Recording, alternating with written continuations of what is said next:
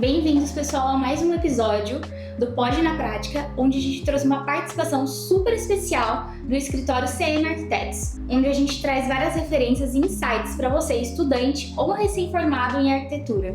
Eu tenho certeza que esse episódio ficou muito especial e vocês vão gostar muito de cada detalhe que a gente abordou aqui dentro do nosso vídeo. Esse é o primeiro episódio nosso no escritório de arquitetura, como eu falei, né, do Gustavo e da Débora, onde a gente vai abordar temas super importantes para vocês estudantes e recém-formados em arquitetura. Então eu espero que vocês gostem muito e espero que vocês aproveitem esse bate-papo super interessante que a gente desenvolveu com eles.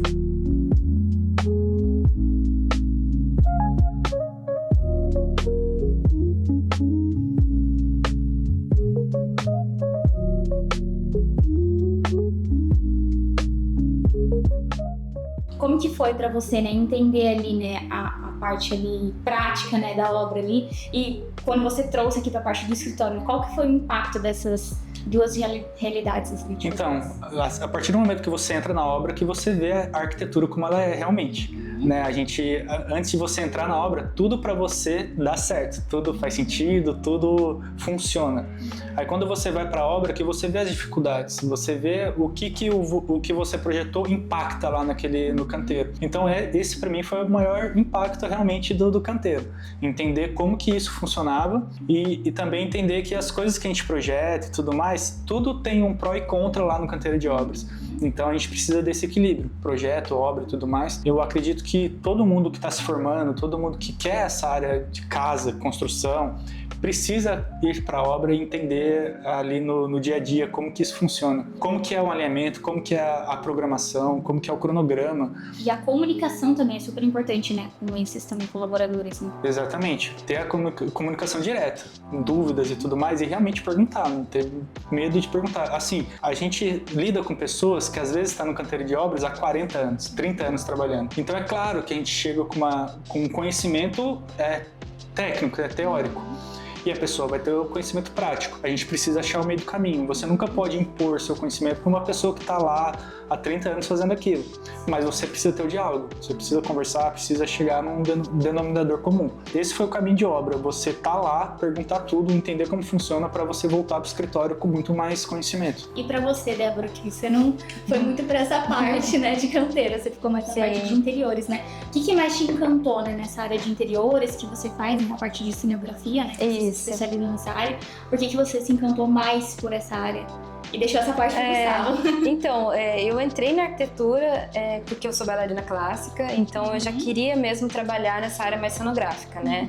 Então eu queria unir essas duas áreas, a área de cenografia dentro dos meus projetos de interiores. Queria mais essa área criativa, com essa estética mais diferente, né? Eu não queria fazer uma pós em design de exteriores. Seria um técnico de você fazer a parte interna mesmo de uma residência ou área comercial. Eu queria uma área mais, eu falo mais criativa mesmo, mais ousada, né? Eu queria fazer aplicar uma personalidade. Queria aplicar um pouco ali da ousadia fora da caixa que a gente acaba aplicando normalmente, né? Então todos os meus estágios foram voltados para a área de interiores, meus cursos complementares, minha pós-graduação, tudo voltado para essa área mais criativa, né? E como que funciona essa conexão ali entre você, né?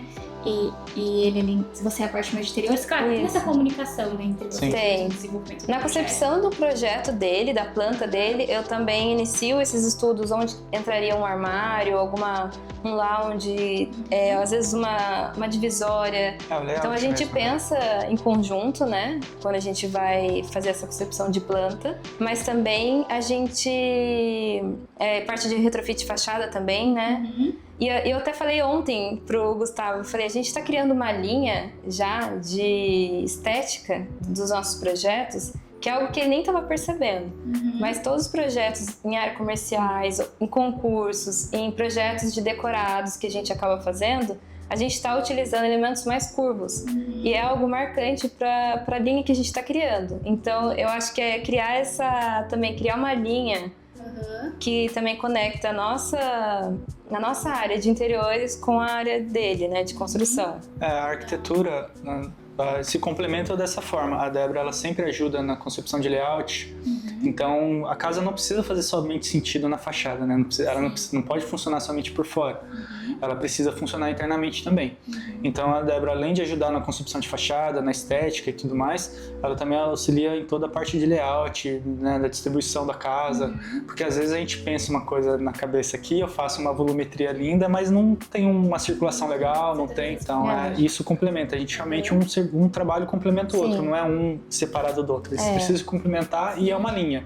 Quando a pessoa chega no escritório que é um projeto completo, arquitetura, interiores, ela precisa nascer desde o início já pensando realmente na funcionalidade interna. Então, além de tudo, tem que conversar. Eu falo que quando a gente pensa num projeto que envolve arquitetura e interiores, o cliente ele vem com um briefing aqui e a gente acaba trazendo da fachada mesmo, o mesmo estilo para a casa do interiores. Costumo falar que a faculdade de arquitetura nos faz gostar de arquitetura, não realmente como aplicar a arquitetura. Então, você precisa estagiar logo para entender como que é isso em prática e tudo mais. Eu sempre falo, estagiar em vários setores. A arquitetura não é só residencial, não é só comercial. Você precisa explorar todos os campos para saber qual que você gosta, qual que você vai ter um rumo. Eu sempre quis fazer casas. Sempre foi minha vontade de fazer casas e tudo mais, até pelas referências que eu tenho, os escritórios que eu sigo, todos eles o foco é residencial. Depois tem alguns outros ramos, mas o foco é residencial. Mas é um choque muito grande você ter um briefing que te limita. Eu acho que o primeiro choque é o primeiro projeto. Eu tive sorte de estagiar em um escritório que me deu muita liberdade. Então, logo que eu entrei, em um curto prazo, eu já tive responsabilidade de lidar com o cliente. Então, o primeiro choque que você tem é o primeiro projeto que você apresenta e é negado. Então, você faz uma casa, você trata aquilo com tanto carinho e tudo mais, como era na faculdade, e o julgamento não é nota. O julgamento é, não gostei, refaz. Então, esse pra mim foi o primeiro baque, a primeira barreira que eu falei, não, então peraí, não é só fazer e dar uma ajustada, tem que agradar realmente o proprietário final. Tá envolvendo o financeiro do cliente. Exatamente. O cliente, ele é mais cruel que o professor, por exemplo. Então esse para mim foi o primeiro choque, entender que aquele projeto que eu fiz não é somente o que eu quero propor, eu preciso estar alinhado com o que a outra pessoa quer, né? Porque na faculdade a gente faz o que a gente quer propor, né? Exatamente. Não tem, o professor ali, ele só passa ali, né, o briefing ali do que tem que ser feito, lá, 2/4, mas só que não traz ali, né, uma identidade, né? Você que cria essa identidade do espaço. E não só isso, não somente o que a pessoa, né, porque precisa estar alinhado o que o arquiteto quer, tem a identidade do arquiteto, mas quem vai morar é o cliente final. E outra questão também são as normas. A gente não está livre para criar, né? A gente tem normas que a gente precisa seguir, tem tudo isso que a gente precisa estar atento antes de criar um projeto. E como que foi esse alinhamento, né? De também trazer a característica do escritório de vocês, né? Porque assim, no início, quando vocês abriram o seu escritório, eu acho que até você ter essa identificação, né? Atende pro seu tudo, público também. Como que foi, assim, pra você depois nichar ali pro público, né? Que você gostaria de atingir? É difícil, né? Porque no início a gente acaba pegando vários projetos, de tudo mesmo, e a gente não coloca de início a nossa identidade, né? Porque a gente tá buscando o nosso nome ainda, né? Mas aí a gente vai complementando quando a gente acaba surgindo clientes que também fazem a gente ficar à vontade, deixa a carta branca, não pode fazer a criação que você quiser.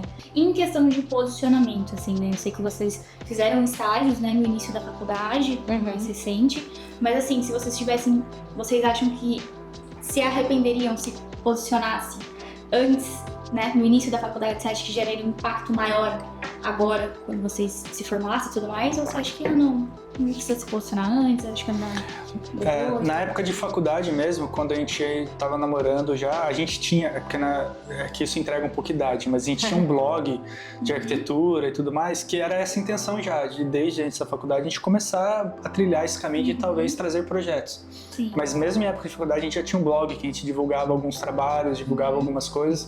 Então é muito importante esse posicionamento, mesmo lá no início. Não, eu não vou trabalhar para mim quando eu me formar, mas isso vai te garantir você vai sair na frente de outros concorrentes numa vaga de emprego. Ou então, se você quiser mesmo, não, eu vou tomar rumo, eu vou ser um arquiteto autônomo já, isso já vai te dar bagagem, vai te dar portfólio. Então é importante para esse posicionamento, sim. Legal. E como que foi esse relacionamento também com lojas, né?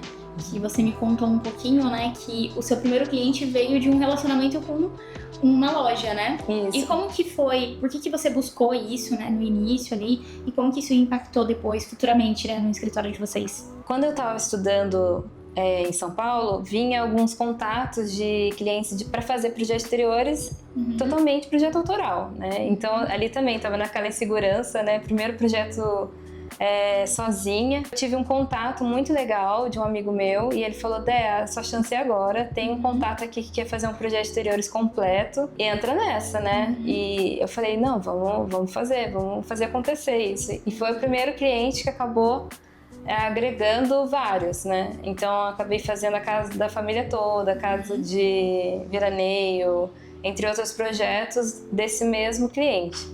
Que foi que acabou abrindo portas, né? Esse cliente surgiu porque a Dé, assim, nessa época ela metia a cara em loja mesmo, ia conhecer, ia conversar com o pessoal e tudo mais, né?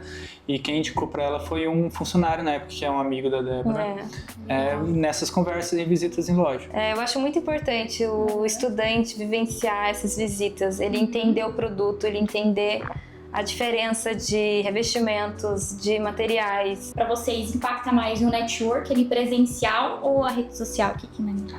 Não, hoje pra gente, grande parte dos nossos clientes vem por networking, vem por indicação, né? A gente, assim, acredito por fazer um bom trabalho, isso acaba impactando, né, na pessoa, e ela indica isso para outra pessoa, até mesmo pelo relacionamento, pela conversa, pelo nosso estilo. Então sempre um cliente acaba trazendo 2 ou 3 a mais. E também essa conversa e essa parceria com lojas e com parceiros também trazem clientes. Então a gente tem parcerias com construtoras, tem parcerias com lojas e tudo mais, que às vezes a pessoa chega na loja, chega no construtor: tô pensando em fazer uma casa, mas eu não tenho projeto, então qual que é o passo? Então esse profissional vai acabar indicando a gente também. A gente tem clientes que vieram dessa forma. Então é muito importante ter esse network, ter essa conversa e ter esse contato constante, né? Esse relacionamento. Né? E como que vocês construíram esse relacionamento, né? De gerar essa conexão, né, com essas construtoras, lojas, e eles começarem a indicarem vocês, né? Porque isso, querendo ou não, um relacionamento é uma construção, né? A loja também não vai indicar ali no primeiro momento, né? Ele tem que isso confiar também no seu serviço. No início, eu acredito que essa troca vai ser mais de aprendizado mesmo. Você, como um recém-formado ou ainda estudante, você vai ter essa troca como aprendizado, entender como tudo funciona. Um dos nossos estagiários chegaram dessa forma. A gente conversou com uma colega nossa de loja, uma parceira, e a gente falou: a gente está precisando de alguém para ajudar a gente. Quem que você indica? Porque ela estava fazendo um curso no Senac, ela estava fazendo um curso no Senac. Então ela falou assim: olha, tem um rapaz lá que ele é muito bom, ele é comunicativo, eu acho que vai dar super certo com vocês. Então a gente trouxe ele aqui para o escritório. Esse foi um caso que a gente pescou o estagiário. Ele nem conhecia o nosso escritório, então a gente que foi atrás, né? A gente conversou com ele, eu falei: tá afim, quer conhecer, quer vir pra cá? E deu super certo, ele ficou aqui com a gente por quase 6 anos. Agora tomou outro rumo da carreira e tudo mais, porém deu muito certo por conta disso, o network, esse relacionamento que ele tinha também com essa pessoa e tudo mais, acabou trazendo ele para uma vaga de trabalho também, que deu um novo rumo aí para a carreira dele. Isso é muito importante porque, até para os estudantes, né, eles pensarem que existem profissionais também que ficam rondando, né? Sempre aquela pessoa comunicativa. A gente não fala do aluno nota 10. Às vezes não é isso o mais importante. Então, muito obrigada, Gustavo e Débora, por essa participação aqui do canal Pode na Prática. Eu gostaria de agradecer você, Fernando, pela oportunidade, né, de também entender esse mercado, né? E também espero que os estudantes acabam se inspirando, né? Não na nossa história também, mas na nossa profissão. Eu agradeço também a participação, acho que foi um bate-papo legal também. E essa troca de experiência é importante, né? E a gente poder contar um pouquinho da nossa história, um pouquinho da nossa vivência, eu acho que agrega também. Então, sempre que precisar, a gente está por aí. Então, ficamos por aqui com mais um episódio do Pode na Prática.